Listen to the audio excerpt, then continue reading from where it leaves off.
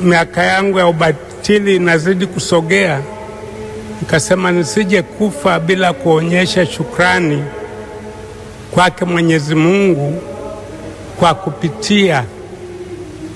kwa kupitia sehemu hiyo ambapo nilianzia utume wangu wa kiaskofu.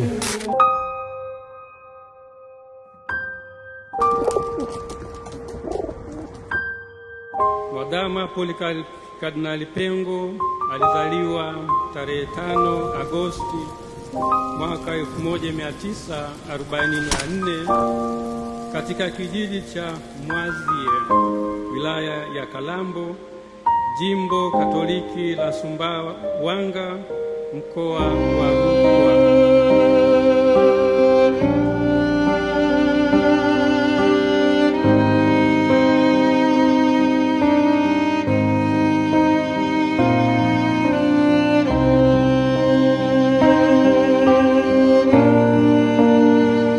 Alifariki tarehe 19 Februari 2026 saa 4 usiku kwa maradhi ya moyo, muda mfupi baada ya kurudi kutoka nchini India alikokuwa akipata matibabu.